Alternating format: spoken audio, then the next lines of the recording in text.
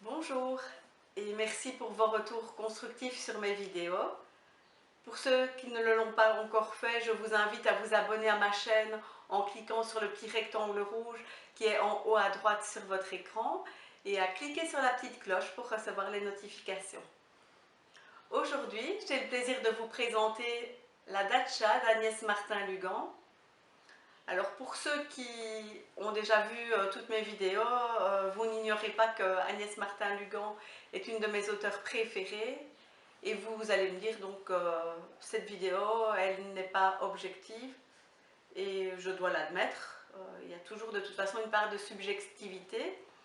Et la particularité c'est que cette année-ci j'ai eu un peu du mal à me décider à ouvrir ce livre. Alors il y a une des raisons, c'est que la datcha c'est un terme russe que je ne connais pas et donc qui n'est pas a priori inspirant pour moi. Et du coup voilà, j'ai pas plongé spontanément sur le livre. L'autre raison pour laquelle j'ai eu un peu du mal, c'est que j'ai voulu assister à la présentation du livre par Agnès Martin-Lugan qui était interviewée par un libraire. Et très vite j'ai coupé la vidéo parce que j'étais un petit peu inquiète avec toute une série de choses qui étaient dites et qui me semblaient être des révélations sur l'histoire et je ne voulais pas du coup connaître l'histoire avant de la découvrir par moi-même.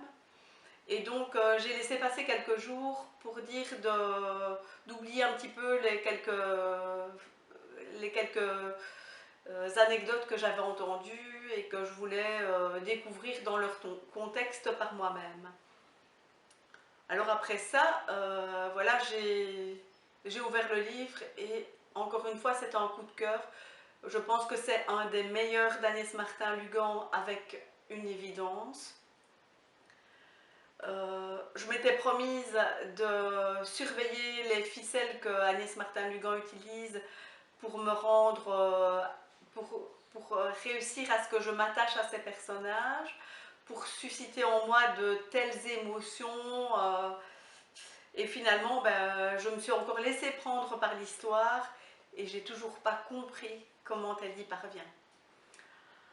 Alors cette histoire, c'est l'histoire d'Hermine qui a 20 ans, 21 ans quand l'histoire commence. Et c'est une jeune fille qui a été fort abîmée par l'existence. Et quand elle croise le chemin de Jo qui a l'air un peu d'un ours, ben finalement elle le suit parce que finalement, qu'est-ce qu'elle a encore à perdre? Et donc,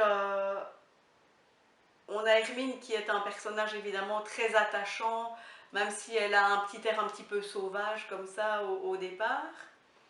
Mais aussi le personnage de Jo est vraiment touchant lui aussi.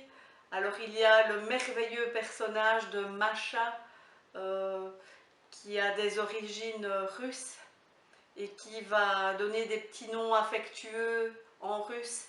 Et finalement, ben, je veux dire, on finit par avoir ces petits mots affectueux dans son vocabulaire à soi, malgré que c'est une langue qu'on connaît très mal. Et puis, au lieu de dévorer le livre, comme ça arrive parfois, on veut arriver à la fin, eh bien moi j'ai voulu passer du temps.